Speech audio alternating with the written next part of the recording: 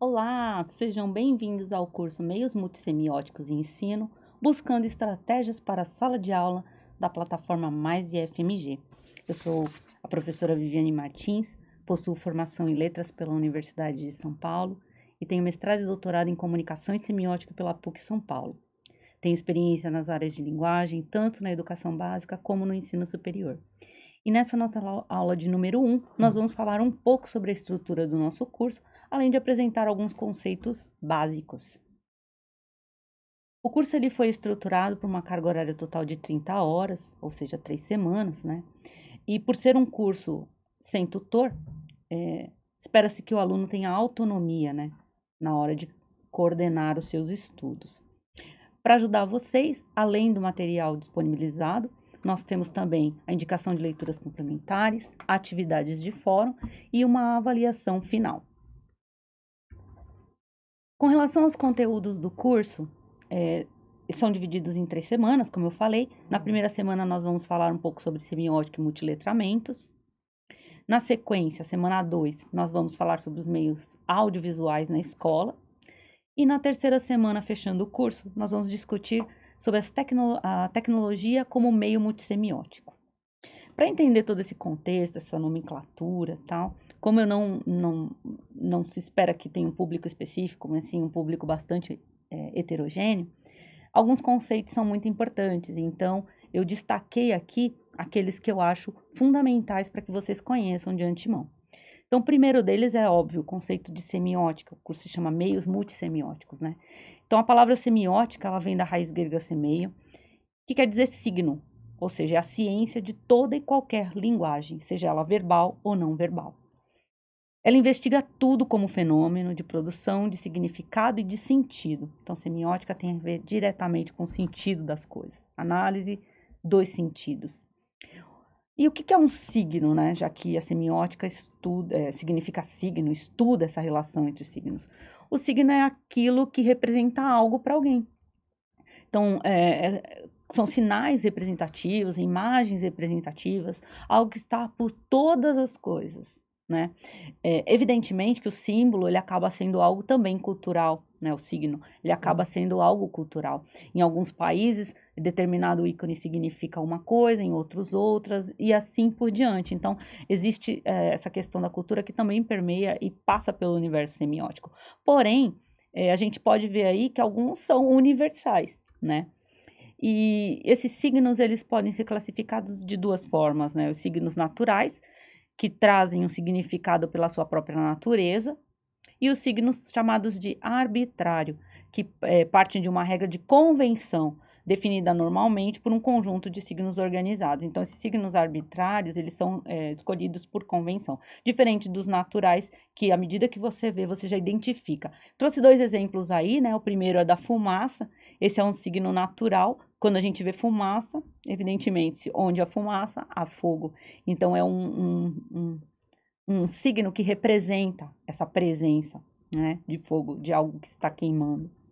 O outro signo é o coração, que na maioria das culturas significa amor, afeto. Então, o coração já seria um signo arbitrário, convenção. Foi dito que é assim e temos isso como preceito. Nosso segundo conceito também muito importante é o conceito de meios multissemióticos, né? A palavra multi, de muitos, né? E ela está presente aí na palavra multissemióticos. Esses meios multissemióticos também são conhecidos como multimeios ou meios multimodais, né? Tanto faz, o uso dessas 3 terminologias acaba sendo a mesma coisa. E consiste em ferramentas que trabalham as linguagens híbridas, ou seja, as linguagens verbais, oral ou escrita, e as não verbais, através de sons, gestos, imagens, além de geralmente estarem aportados em recursos tecnológicos, como equipamentos de áudio e vídeo, dispositivos como computadores, smartphones, tablets e assim por diante, tá? Plataformas, redes sociais, tudo isso, tudo que for tecnológico acaba sendo multimodal, multimeio, multissemiótico, trabalha com várias colocações diferentes ali, vários, digamos assim, vários tópicos diferentes. Você tem texto, você tem imagem, você tem som, tudo no mesmo conjunto, tá? Os dois últimos conceitos que são muito importantes, né, já que nós estamos falando de multimeios, né, exige o multiletramento. Então, é bom definir exatamente o que é letramento para entender o que seria multiletramento. A palavra letramento tem três formas de ser interpretadas que eu acho bastante interessantes. A primeira é a representação da linguagem falada por meio de sinais ou escrita. A segunda é a incorporação funcional das capacidades a que conduz o aprender a ler e escrever. E a terceira, condição adquirida por quem o faz. Muitas pessoas acabam associando o letramento com alfabetização, porém, o letramento ele é muito melhor definido como condição adquirida por quem o faz. Né? Ele antecede essa questão do alfabeto, do aprender a ler através das letras e assim por diante. Por quê? Porque você pode ter um saber construído mesmo sem saber, sem ser alfabetizado, por exemplo. Né? Uma criança, antes de ser alfabetizada, ainda assim ela sabe operar alguns mecanismos, sabe mexer em objetos, sabe trabalhar. Você entrega um celular na mão de uma criança, ela rapidinho já vai começar a operar ali, mexer, meio que naturalmente. Por quê? Porque essa condição ela adquiriu, tá? Então ela teve uma espécie de letramento com relação àquilo. E o que seriam então os multiletramentos? É a multiplicidade dos letramentos de que participamos na contemporaneidade. Faz referência também à variedade das linguagens, modalidades semióticas e as mídias envolvidas nesses letramentos, variedade que podemos alternativamente designar pelo termo de letramentos multissemióticos. Então, quando você trabalha com audiovisual, por exemplo, que é um recurso que tem imagem, texto e som, né, no mesmo produto, digamos assim, para você trabalhar corretamente, é preciso que você reconheça como cada um desses aspectos, como funciona um texto, como funciona a imagem, como funciona o som.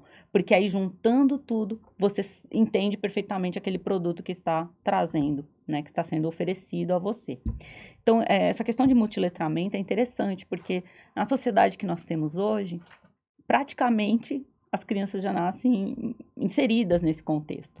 É difícil para nós que crescemos, sei lá, no século passado, né, que muitos de nós crescemos no século passado, ver hoje a realidade que nós temos é assustador, porque hoje você não precisa ensinar muita coisa, acaba se aprendendo instintivamente, né?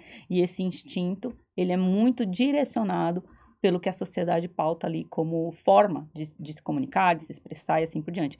Então, a criança ela já vem bastante preparada para esse tipo de coisa, inclusive a escola precisa se adaptar para não perder o aluno, né? Porque a criança já vem preparadinha para isso.